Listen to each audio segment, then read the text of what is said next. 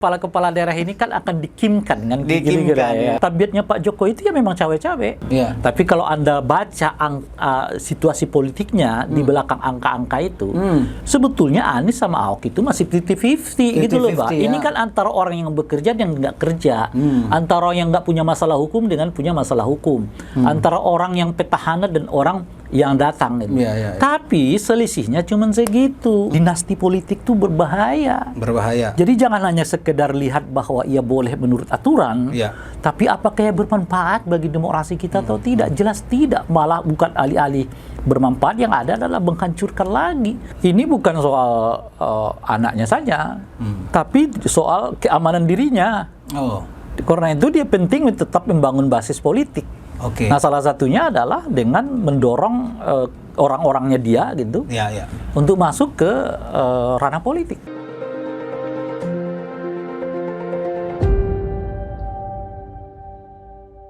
Selamat pagi, selamat datang di podcast Petisi Brawijaya. Kali ini kita kedatangan tamu istimewa, Bang Ray Rangkuti, aktivis dan pengamat sosial kemanusiaan.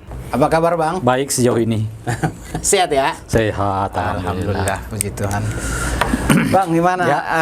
Ini kan kita bulan November ini akan ada pilkada. Sejumlah gubernur, bupati. Seluruh gubernur, bupati, wali kota Indonesia. Ini akan sama nggak, Bang, pilkada sekali ini dengan pilkada-pilkada sebelumnya? Ya tentu kalau secara teknis sama ya, nggak ada yang berubah gitu. Secara persyaratan juga tidak ada yang berubah kan, kecuali yang putusan MA kemarin yang menghitung batas usia minimal 30 tahun itu sejak dilantik gitu ya. Jadi bukan sejak mendaftar ya? Bukan sejak mendaftar ya.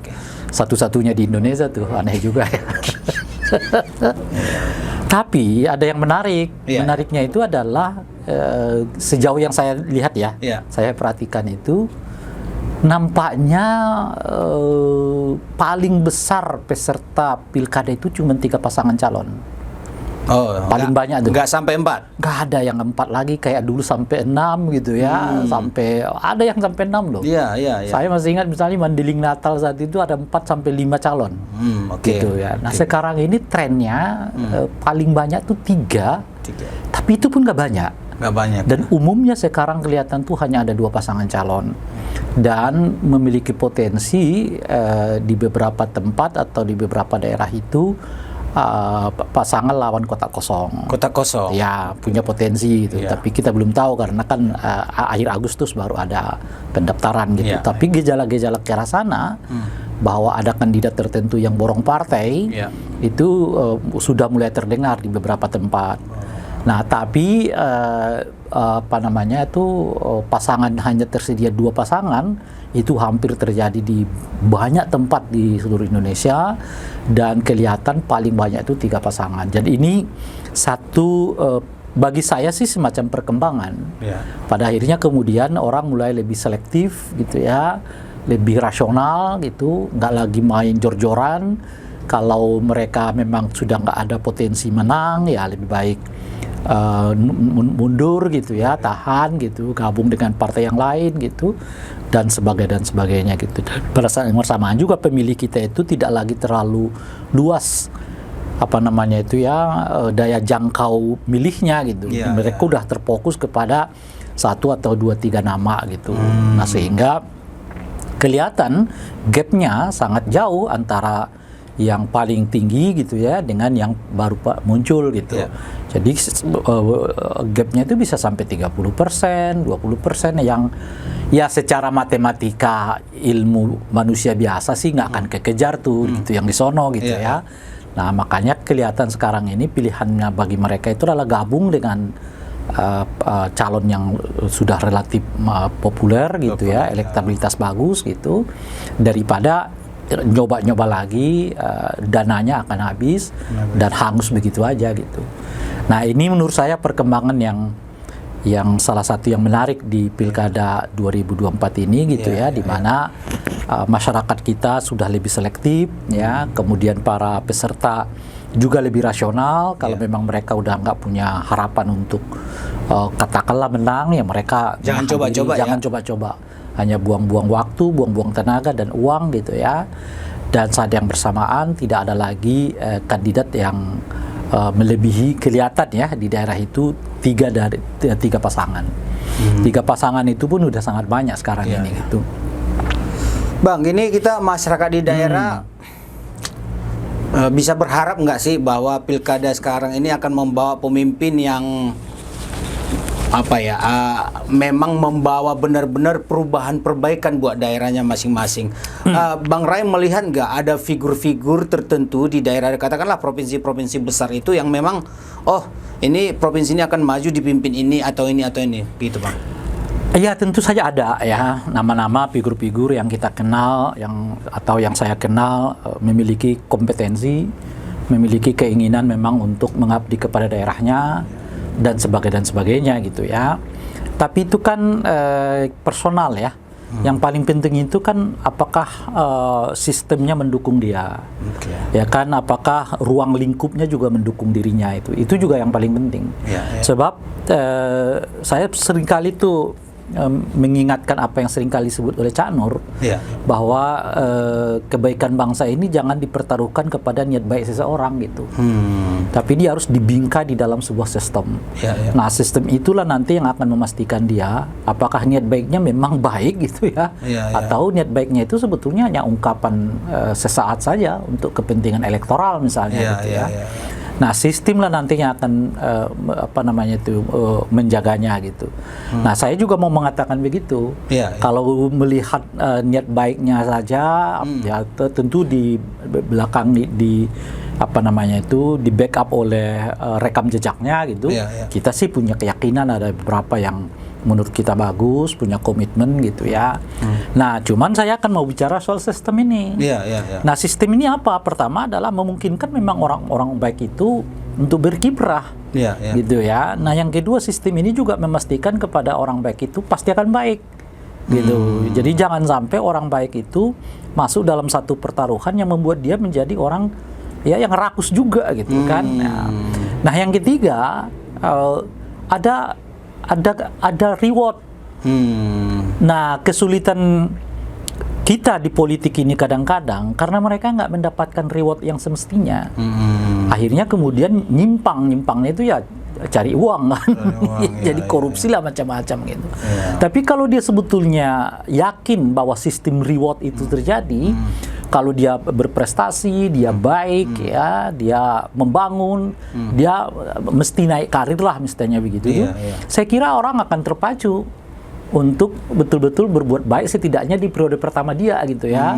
Atau mau nanti ke periode kedua tapi dia mau naik level dari kabupaten, kota ke provinsi ke tingkat nasional gitu. Nah, jadi kalau dibuat sistematika kayak begitu tuh, itu yang saya sebut sistem ini membuat mereka baik gitu. Ngapain saya korupsi misalnya bupati lah ya kan, ketahuan ditangkap mati karir saya gitu.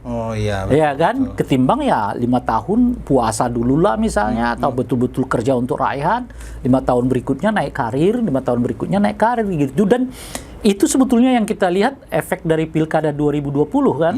Calon-calon presiden itu hasil pilkada. Jadi jenjang karir itu ya? Ada jelas gitu kan. Jadi misalnya sekarang ini aja, Anies kan dari gubernur Jakarta gitu ya. Kemudian Ganjar dari gubernur Jawa Tengah gitu ya.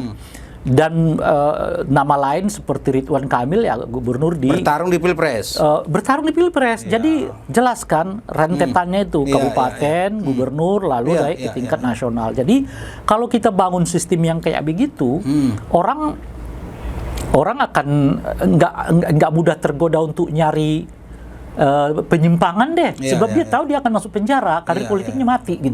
Betul. Nah, jadi dia lebih baik fokus ya kan ngerjain ini sehingga karirnya terus naik terus gitu ya. Nah, itu udah terbangun sebetulnya. Dan sekarang juga masih kita lihat bobotnya, salahnya situasi ini terinterupsi oleh dinasti politik. Dinasti politik ya. Khususnya yang dilakukan oleh Pak Jokowi. Ini merusak semua yang ada ya. Udah buyar lagi nih gitu kan. Jadi sekarang misalnya nih gubernur bagus di daerah A, B dan C gitu. Lo kalau dia bukan darah biru politisi? Iya. udah selesai. Padahal di daerahnya berprestasi. Berprestasi gitu. Nah, jadi inilah yang berulang kali saya selalu ingatkan, dinasti politik itu berbahaya. Berbahaya. Jadi jangan hanya sekedar lihat bahwa ia boleh menurut aturan, tapi apakah ia bermanfaat bagi demokrasi kita atau tidak? Jelas tidak, malah bukan alih-alih bermanfaat, yang ada adalah menghancurkan lagi apa yang sudah kita bangun sejak dari awal. Pak Jokowi dari wali kota jadi gubernur, gubernur jadi presiden. Jenjangnya jelas ya. Jenjangnya kita udah sampai di situ gitu loh. Pernah satu kali dalam sejarah bangsa kita, orang tuh begitu gitu. Dimulai dari Pak wali kota dulu, dia berprestasi naik ke gubernur, di gubernur dia berprestasi naik jadi presiden. Jadi track recordnya jelas, rekam jejaknya jelas, pengalamannya matang, lahir dari pertempuran ke pertempuran kan. Jadi di wali kota dulu bertempur dulu, ya kan, di gubernur bertempur, ya kan, di pilpres sudah matang gitu loh. Mau dia apain apa juga dia udah ngerti, oh gini gitu. Jadi nggak ada yang melompat sejarah orang tuh. Wali kota dulu tiba-tiba jadi wakil presiden gitu. Itu melompat gitu, terlalu jauh. Jadi membuat orang nggak matang. Secara emosional juga nggak matang, secara pergaulan juga nggak luas gitu. Karena dia nggak punya pengalaman apa di luar sektor daerahnya. Gitu. Nah, kalau seperti Pak Jokowi itu kan dari Solo ke Jakarta, itu kulturnya aja udah beda. Dan dia perlu waktu juga untuk adaptasi ya. Iya, gitu. Nah, kalau kita bangun sistem yang kayak begitu tuh, ya kan, semua orang jadi merasa politik itu jadi enak. Karena dia pasti ada perasaan, kalau saya kerja keras nih, bagus macam-macam. Ada reward dari masyarakat ya, naik karir macam-macam dan seterusnya gitu. Nah, sayangnya itu diinterupsi oleh praktek politik dinasti atau nepotisme itu, yang salah satunya dipraktekkan oleh keluarganya Pak Jokowi. Gitu. Betul. Nah, disitulah kalau saya pribadi mengkritik keras, gitu ya, tindakan ataupun keputusan untuk sekedar mengikuti boleh atau tidak boleh itu, bukan baik atau tidak baik gitu. Nah, jadi bicara formilnya aja dia ya, boleh enggak? Boleh, kalau formilnya boleh, tapi kan baik enggak? Ya jelas enggak baik. Substansi enggak ya? Iya, malah menghancurkan apa yang sudah kita coba bangun selama dari awal. Kan udah sangat bagus tuh. Ya kan, tahapannya gitu. Nah, di 2024 ini juga kita lihat kan, gubernur Jakarta nyumbang 1, gubernur Jawa Tengah nyumbang 1, ya kan, jadi calon presiden gitu. Dah begitu, ketua partai nggak terlalu dilirik lari kecuali Pak Muhaimin kan saat itu ya, yang lain nggak dilirik karena orang lihat sekarang dia punya pengalaman apa enggak gitu. Nah, dalam konteks itulah menurut saya ya, ke depan magnet politik ini ya kan akan muncul di setidaknya 5 daerah strategis istilah saya. Nah, jadi Jakarta, ya kan, Banten, Jawa Tengah, Jawa Timur, ya, Jawa Barat. Ini daerah strategis. Kenapa saya sebut sebagai daerah strategis? Karena daerah-daerah ini punya potensi untuk melahirkan calon pemimpin nasional. Gitu. Potensi untuk naik nasional ya. Untuk tingkat nasional itu kuat gitu. Jadi sekarang bukan lagi Jakarta satu-satunya. Apalagi Jakarta tidak lagi menjadi ibu kota negara ya kan. Dia jadi daerah khusus aja gitu, tapi bukan daerah khusus ibu kota negara. Pindah sekarang ke IKN kan. Nah, dengan sendirinya wibawa politik Jakarta sebagai pusat dari ibu kota negara juga pindah, ya kan. Nah, sekarang pindahnya kemana gitu? Kan kalau ke IKN nggak mungkin karena IKN satu jauh ya. Yang kedua adalah dia tidak memiliki karir politik di sana karena kan ketua IKN-nya itu kan bukan melalui pemilihan kan, dia ditunjuk langsung oleh presiden kan gitu. Jadi tidak memiliki karir politik nih kalau di sini ibaratnya gitu. Nah, yang paling mungkin pindah wibawa politik Jakarta itu adalah ke daerah di mana penduduknya paling banyak, yaitu Jawa Barat dan Jawa Timur gitu. Nah, yang dekat dari Jakarta itu ya Jawa Barat gitu. Makanya ke depan posisi gubernur Jawa Barat, posisi gubernur Jawa Tengah itu sangat penting untuk menjadi batu loncatan jadi calon pemimpin nasional. Dalam konteks itulah saya mengerti mengapa Ridwan Kamil akhirnya tetap memilih di Jawa Barat, tidak memilih di Jakarta. Jadi bukan hanya persoalan bahwa elektabilitasnya misalnya di Jakarta nggak terlalu bagus gitu ya, karena sekarang ini masih di bawah 10%.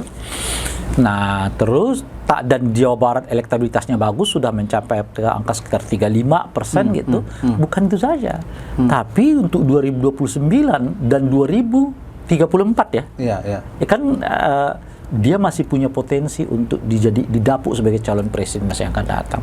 Bahkan popularitas dia bisa mengalahkan Gubernur Jakarta. Karena Gubernur Jakarta itu bukan lagi gubernur istimewa gitu loh kira-kira kan. Udah sama dengan provinsi lain. Udah sama dengan provinsi yang lain gitu. Okay. Ini soal waktu aja. Dia tanya dari waktu ke waktu nanti akan hilang wibawa itu dengan sendirinya akan hilang. Betul. Nah, dalam rangka itulah saya melihat keputusan Ridwan Kamil untuk tetap bertahan di Jawa Barat tepat dari aspek politik itu.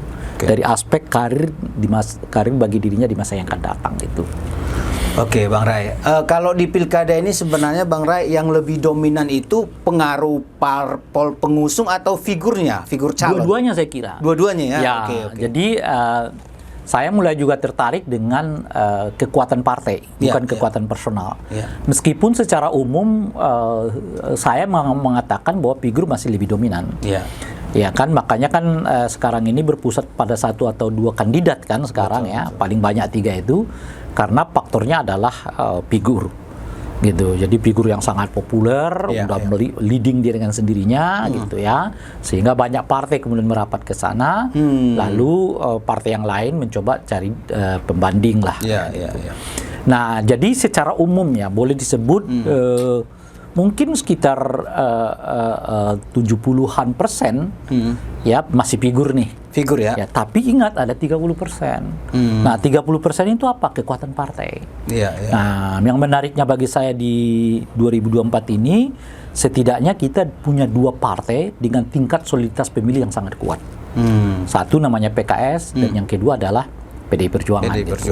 Nah, oleh karena itu misalnya ya, mereka nggak terlalu pusing memikirkan siapa kadernya, siapa figurnya gitu. Meskipun tetap harus diperhitungkan itu kan. Artinya kalau mereka besar di satu daerah, gitu ya, kursinya cukup, ya mereka kan leading dengan kader mereka sendiri. Betul. Meskipun kader itu mungkin nggak terlalu populer gitu.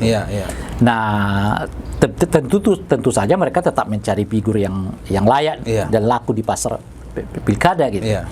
Nah, tetapi dengan kekuatan mereka sendiri, mereka sih sebetulnya sudah dengan sendirinya bisa membuat siapapun calon yang mereka dukung itu bisa bersaing gitu loh, dengan tingkat soliditas pemilih di antara mereka gitu. Setidaknya gejala itu saya lihat di Banten, saya lihat di Jakarta, saya lihat di Sumatera Utara, saya lihat juga di Jawa Timur gitu. Jadi ada partai dengan soliditas pemilih yang sangat kuat, yang membuat mereka diperhitungkan bukan lagi karena kadernya, tapi karena soliditas para pemilihnya gitu. Tapi ada beberapa partai yang, kalau yang 2 ini kan agak merata, hampir di seluruh Indonesia itu terjadi. Ya, khususnya setelah Pak Jokowi dipisahkan dari PDI Perjuangan. Artinya real PDI itu sekarang yang sekarang ini gitu loh. Yang suaranya Pak Jokowi kan udah dibawa sendiri oleh Pak Jokowi, udah pindah ke Golkar ya kan, pindah kemana-mana lah itu, ke PAN macam-macam gitu ya. Nah, tapi ada beberapa partai yang pada di daerah tertentu soliditasnya kuat. Meskipun di daerah yang lain tuh dia ngambang gitu. Misalnya PKB.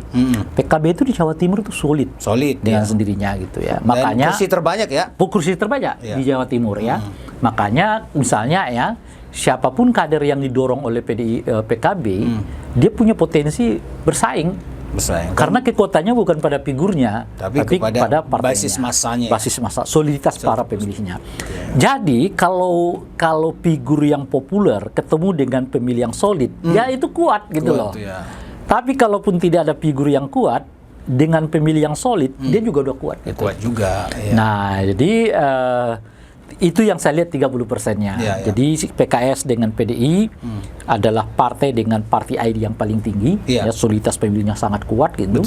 Tapi ada beberapa partai yang kekuatannya itu ada pada partainya, seperti PKB di Jawa Timur gitu ya, atau Golkar di Banten gitu misalnya. PDIP di Jateng gitu ya. PDIP di Jateng. Kalau PDIP itu agak merata ya. Agak merata ya. Iya, karena bagi saya itu alat ujinya itu Pak Jokowi. Jadi begitu Pak Jokowi keluar, masih ada yang seperti yang sekarang. Di Jakarta mereka nomor 2, di Jawa Barat mereka nomor 3 gitu ya.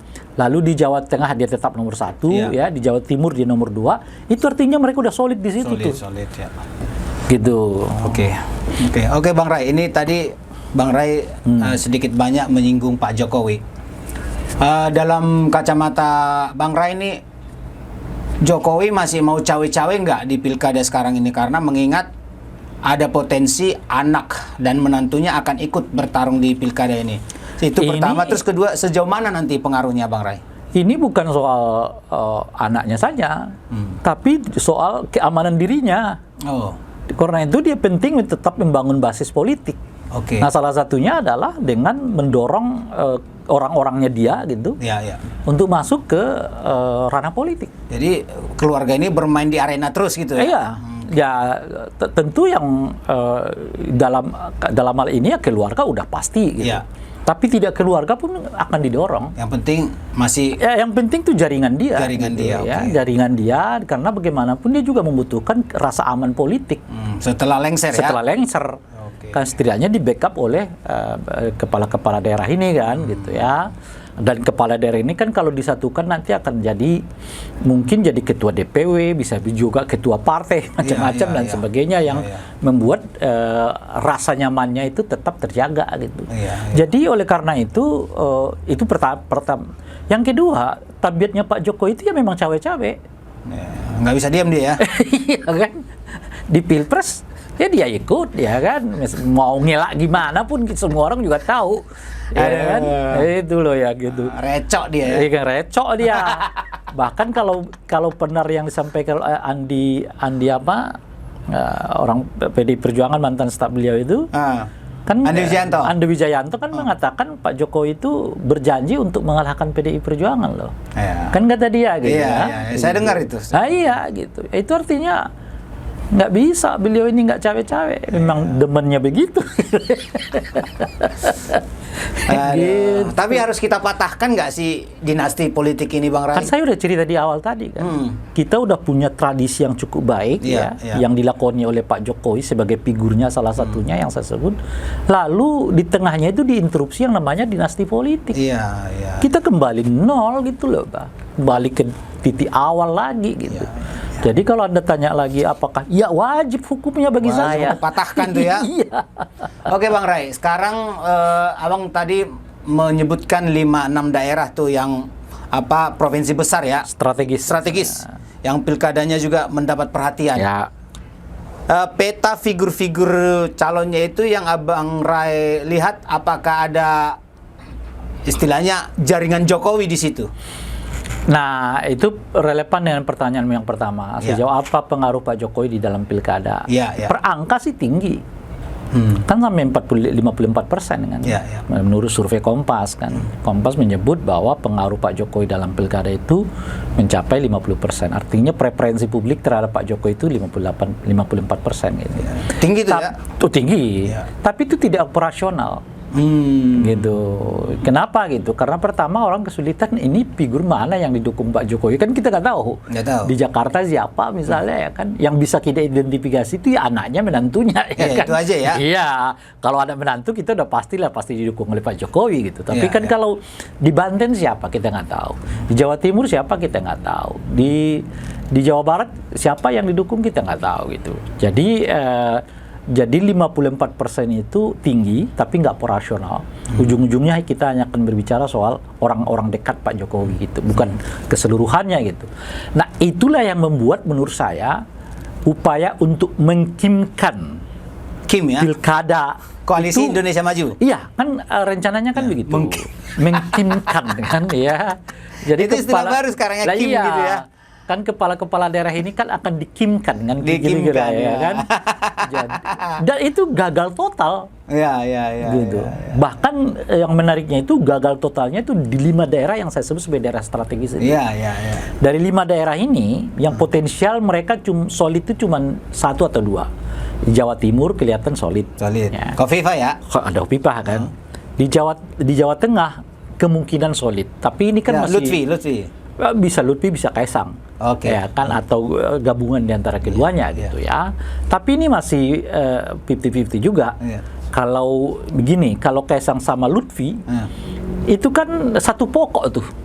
Itu ibaratnya seperti Anies sama Sohibul Iman gitu loh. Iya kan? Di Jakarta gitu. Itu satu cabang tuh. Nggak menambah jumlah suara tuh ya? Iya, nggak nyabang tuh gitu loh. Jadi suara Lutfi itu ya suaranya Kaisang juga. Suara Kaisang itu suara Lutfi gitu. Jadi kalau mereka dipersatukan, wah itu justru potensi untuk yang lain tuh naik gitu loh. Karena kan ini hanya menyatukan 1+1 sama dengan 2 gitu loh, ya kan. Jadi yang 4, 5, 6-nya terus masih banyak tuh yang bisa diambil gitu loh kira-kira. Nah jadi ini atau yang kedua dipisah. Kaisang nyari siapa dan dengan sendirinya Lutfi mungkin didukung siapa. Nah kalau Lutfi sama Kaisang dipisahkan, potensial akan berpisah kan, kimnya gitu. Nah itu jadi kalau di Jawa Tengah itu 50-50, di Jawa Timur sudah oke lah, solid gitu. Jawa Timur, Jawa Barat, Banten dan DKI pecah menurut saya. Kim pecah. Ya, Golkar versus Gerindra di Jawa Barat, Golkar versus Gerindra di di Banten, dan di sini yang terjadi di DKI Jakarta potensial Golkar, PAN versus dengan Gerindra. Versus ya? Iya, versus dengan Gerindra. Jadi sulit mengkimkan pilkada-pilkada itu, dan itu juga memperlihatkan kepada kita bahwa wibawa Pak Jokowi itu di pilkada itu nggak operasional. Nggak operasional ya. Angkanya tinggi, tapi nggak operasional gitu. Apalagi nanti November udah berakhir ya. Apalagi November sudah berakhir gitu ya. Nah sekarang aja di 5 daerah strategis itu mereka cuman satu yang solid kok. Di Jawa Tengah masih 50-50, di Banten udah jelas, ya kan. Di Jawa Barat sudah hampir jelas. Di Jakarta juga akan begitu. Kalau Jakarta sendiri menurut Bang Rai siapa nih? 2-3 figur yang memang kita masyarakat Jakarta bolehlah berharap untuk kemajuan Jakarta ke depan.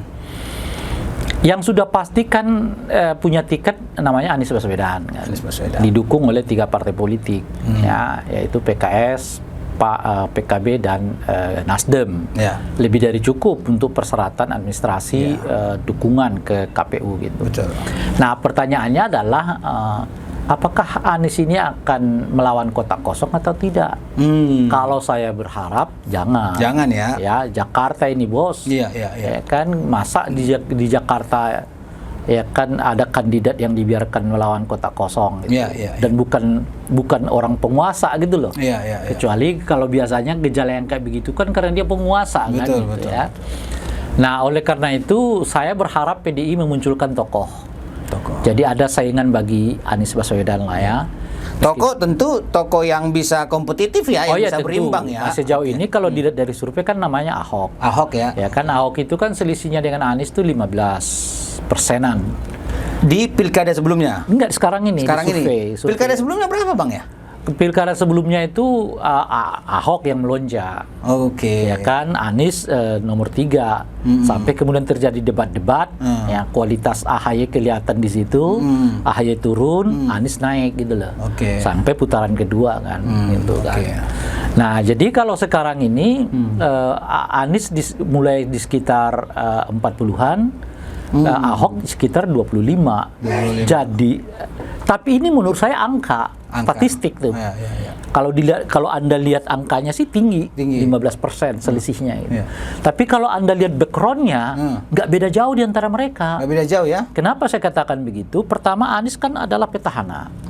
Iya kan, dia petahana Jakarta kan. Betul.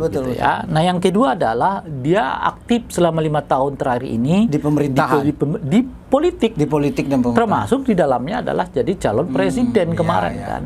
Gitu loh kira-kira. Jadi Anda tahu sendiri bagaimana ia memelihara ya kan pemilih itu mulai dari pilkada langsung ke pilpres, sekarang masuk lagi ke pilkada.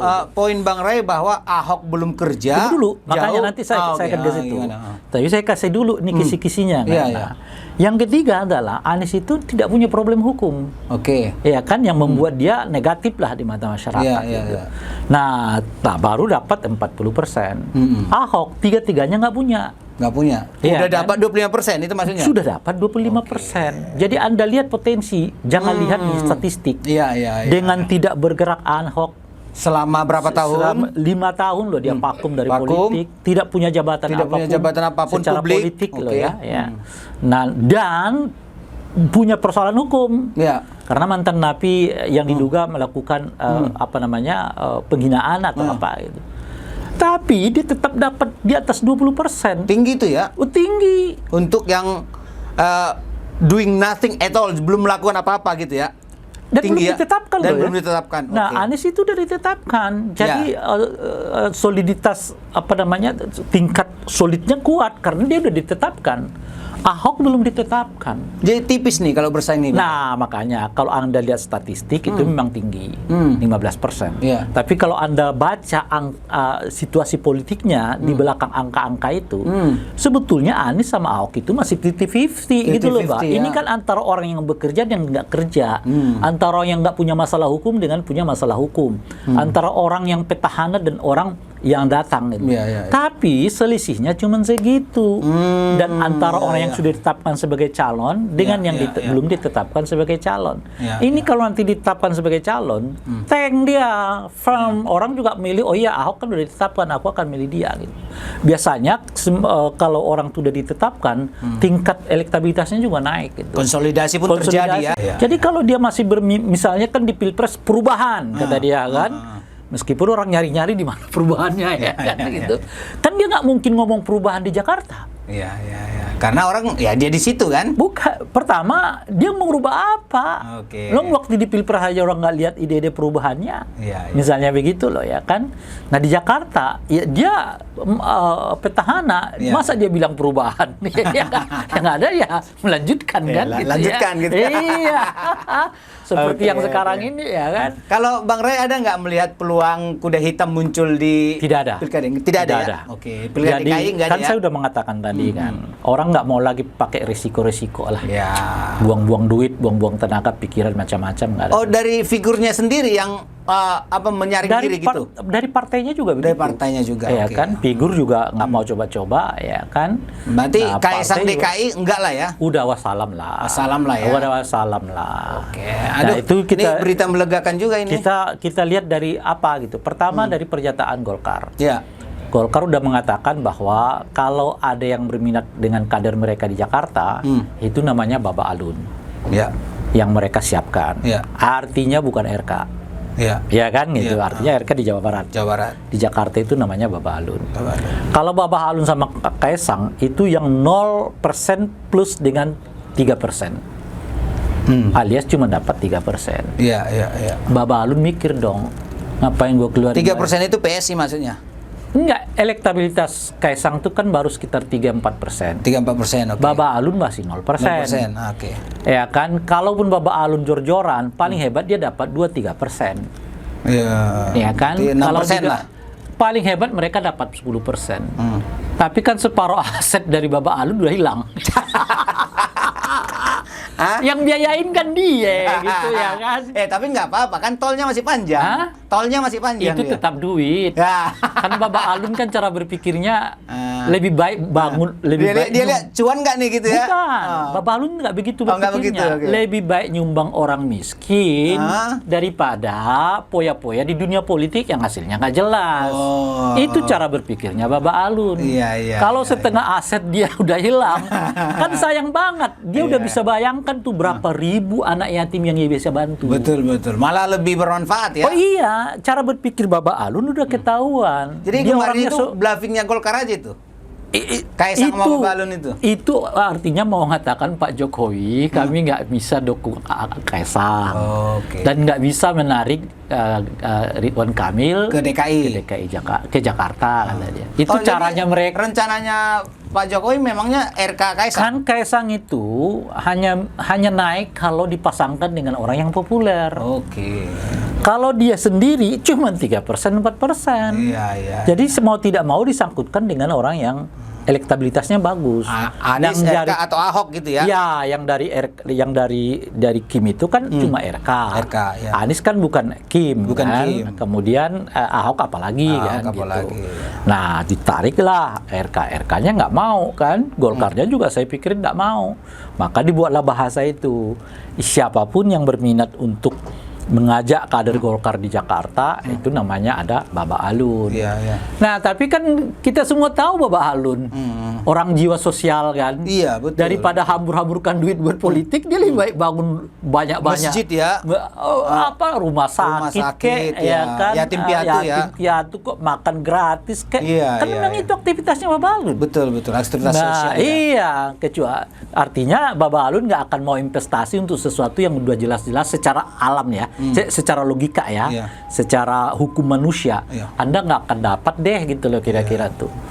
Nah, dalam konteks itu, yang kedua pernyataan Gerindra sendiri kan, Gerindra udah menyebut ya nama yang mereka dorong di Pilkada Jakarta itu 3, RK, Anies sama Ahok.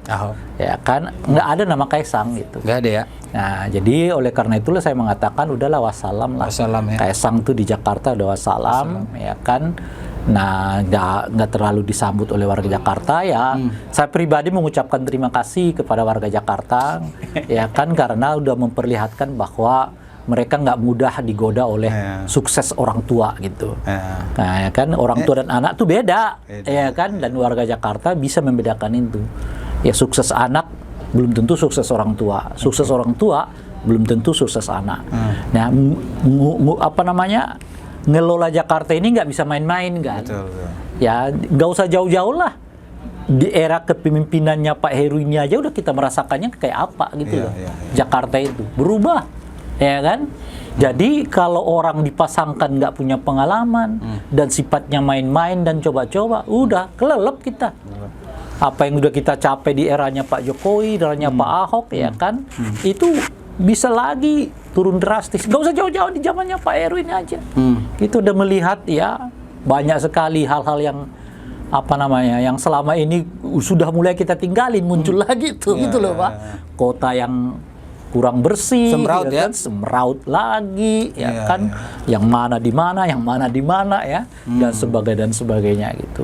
Jadi dengan itu lah kemudian warga Jakarta mengatakan nggak bisa, kita nggak bisa serahkan kotak kita ini kepada orang yang coba-coba gitu loh.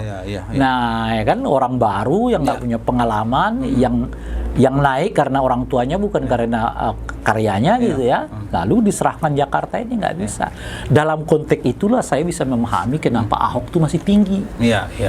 Kenapa gitu? Karena orang tuh Jakarta itu lihat Ahok itu punya prestasi gitu loh. Bisa kerja ya? Bisa kerja. Dia mengubah Jakarta yang begitu menjadi kota yang modern. Yang kemudian dilanjutkan oleh Anies Baswedan kan gitu. Bang, sebelum saya lupa, ada satu pertanyaan. Satu aja ya, jangan banyak-banyak. Ya, ini yang berkaitan dengan statement Abang terakhir nih. Apakah operasi Bansos akan berlaku di hampir semua provinsi, atau provinsi-provinsi yang besar tadi itu juga akan ada gencar ini operasi Bansos ini udah jadi modus nih. Modus ini? Udah menjadi modus. Jadi akan berulang nih, Pilpres akan berulang? Ya, siapapun sekarang akan menggunakannya. Gitu. Karena pertama kelihatan efektif kan. Efektif ya. Yang kedua, walaupun ada anjuran KPK nanti akan ada peraturan kepala daerah mau silakan aja nggak dianjurin oleh KPK. Yang penting di MK nggak bisa dibuktiin kata dia. Iya ya, bukti yang bicara ya. Iya kan, MK kan mengatakan nggak bisa dibuktikan ini kata dia kan.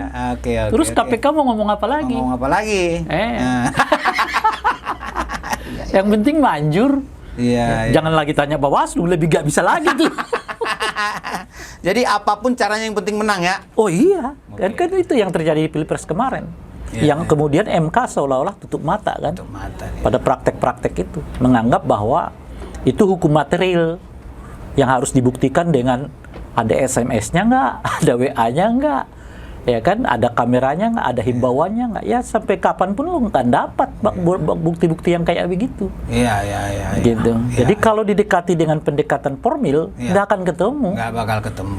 Itu kan kegiatan politik, bukan kegiatan formil. Ya, bukan kegiatan hukum itu. Iya, nah sekarang orang udah lihat efektifnya menggalang suara melalui bansos-bansos itu. Makanya sekarang akan dipraktekkan. Praktekkan kembali. Bukan. Jadi ini nggak ini bisa menyebar. Jadi bukan kepada 1-2 orang, bisa menyebar. Semua orang bisa mempergunakan praktek itu, baik dari modal sendiri maupun dari modal mungkin ya pemda-pemda yang bisa dikerahkan dan sebagainya gitu. Bang, saya melihat gini Bang, ke visi ke depan.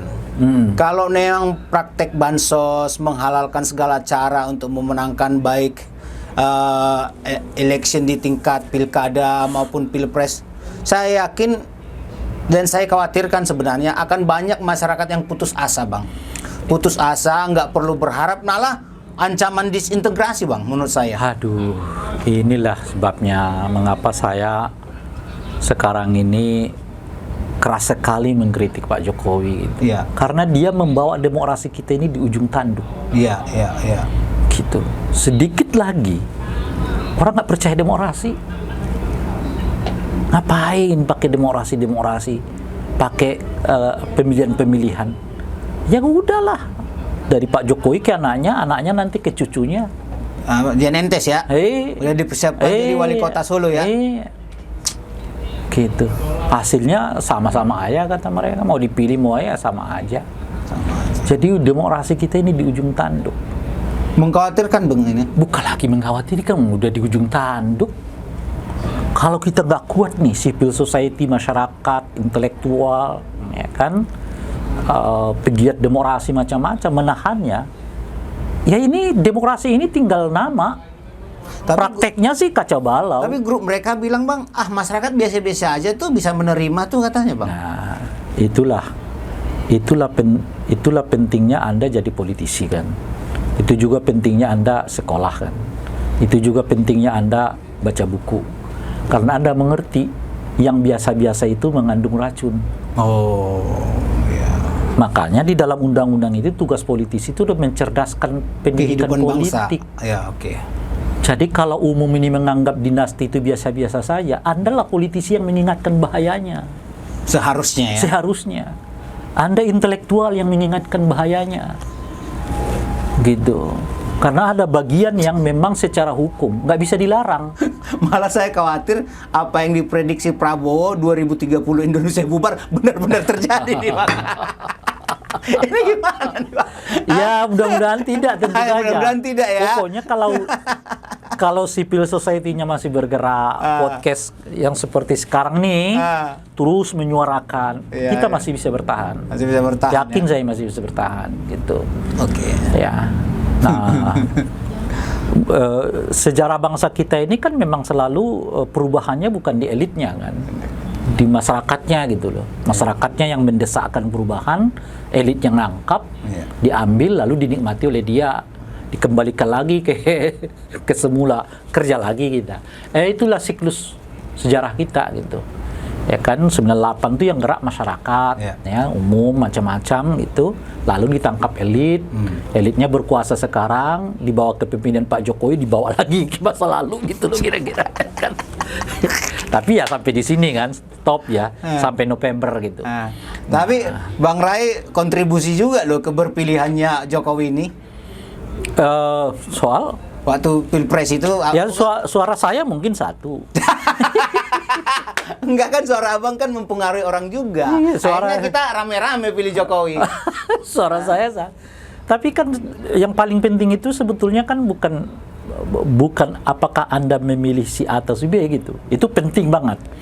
Tapi setelah itu apakah Anda mengawalnya atau tidak? Gitu. Makanya setelah Anda pilih, lalu Anda mengatakan kepada dia, saya mitra Anda untuk ngawasin lo ya. Bukan minta jabatan.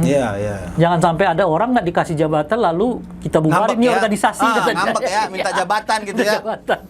Kita bubarin nih organisasi. Ada. Seperti saya tahu tuh. Iya.